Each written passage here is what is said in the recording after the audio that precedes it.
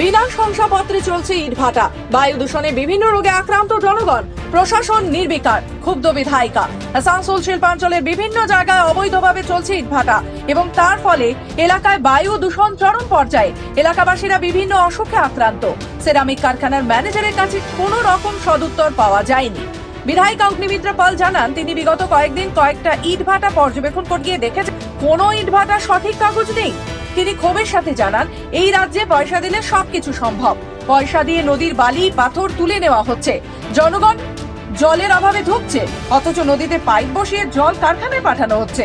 এ রাজ্যে তৃণমূল কংগ্রেসের নেতা ও পুলিশকে পয়সা দিয়ে সমস্ত রকম অবৈধ কাজ করে যাও, কোনো বাধা আসবে না। তাই রাজ্যকে সুষ্ঠুভাবে চালাতে অবিলম্বে এই সরকারকে সরাতে হবে। তিনি জানান, দূষণ কর্তৃপক্ষের সাথে কথা হয়েছিল, কিন্তু কোনো পদক্ষেপ নেওয়া হয়নি। তাই তিনি কেন্দ্রীয় মন্ত্রীকে বিষয়টি জানাবেন। দেখুন, এগুলো অত্যন্ত আনফর্চুনেট যে আজকে পশ্চিমবঙ্গে যেভাবে এগোচ্ছে, আজকে কয়লা বলুন, আজকে পাথর বলুন, বালি বলুন, নদীগুলোকে শেষ করে দিয়েছে। প্রত্যেকটা নদী থেকে বালি তুলে তুলে শেষ। নদীর জল, মানুষ জল পাচ্ছে না।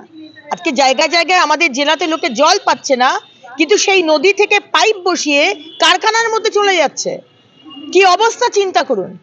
আর আজকে সেখানে আপনি বলছেন ইট ভাটা আর এইসব মানে উইদাউট লাইসেন্স হচ্ছে। সেদিনকেও দেখলেন যে কোথায় একটা বাঁকুড়া না কোথায় একটা বোম ব্লাস্ট হলো, মানে আমাদের ইট ভাটাতে ব্লাস্ট হলো।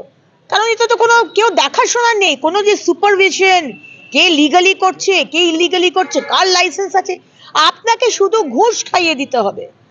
এই সরকার, এই মমতার সরকার টাকা দিলে হেন কাজ নেই তারা করতে পারে না, তাই তারা করছে। আপনি টাকা দিয়ে দিন, তারপর আপনি ইল্লিগাল আপনার মা, স্ত্রী, বাবা মাকে বেঁচেও দিতে পারেন, কোনো অসুবিধা নেই, পুলিশ আপনার ডিস্টার্ব করবে না। এই হচ্ছে আজকে পশ্চিমবঙ্গের অবস্থা। পলিউশন দপ্তরের কোনো ভূমিকা দেখা যাচ্ছে? দেখুন, পলিউশন দপ্তর আমার বিধানসভায় মঙ্গলপুরে বিভিন্ন ফ্যাক্টরিতে এমন পলিউশন যে আজকে সেখানকার আমাদের বক্তারনগরের মানুষ আজকে লাং ক্যান্সার, ব্রঙ্কাইটিস, সিওপিডি, হেন রোগ নেই যে নেই। আমি এখানে গিয়েছিলাম, 3টে ফ্যাক্টরিতে আমি গেছিলাম, ডেপুটেশন দিয়েছিলাম, কোনো রকম কোনো অ্যাকশন হয়নি। আমি এখন সেন্টারকে জানিয়েছি, আমাদের মাননীয় মন্ত্রী অশ্বিনী চৌবেজি, এবং এখানে যেটা আপনি বলছেন আপনার কথা মতো আমি এখানেও এই বিষয়েও আমি খোঁজখবর নেব এবং আমি সেন্টারকেও জানাবো, তারপর দেখা যাক তারা কি স্টেপ নেয়। বলছি, আপনার এটা কিসের ফ্যাক্টরি? এখন তো বেশি দিন হয়নি। কিসের ফ্যাক্টরি, কি করেন এখানে? ফায়ার ব্রিগেড আছে। তো এখানে এত পলিউশন কেন? পলিউশন তো এরকম তো মাসের কখনো একটা ফায়ারিং হয়, সবসময় তো আর হচ্ছে না। 2 মাস 3 মাস পর একটা করে ফায়ারিং হচ্ছে। ওদের সেরকম তো পলিউশনের কোনো ব্যাপার নেই। নির্দিষ্ট তো নিয়ম আছে, এত উঁচু চিমনি হতে হবে, চিমনি তো উঁচু আছে, যেটা পলিউশনের মেশিন থাকতে হবে, এই কালো ধোঁয়াটা এত নিচে যাবে না। মেশিন আছে আপনার পলিউশনের?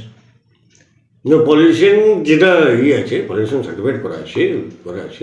পলিউশন কন্ট্রোলের মেশিন আছে না, ডিভাইস লাগানো। ডিভাইস লাগানো নেই, অথচ সার্টিফিকেট আছে।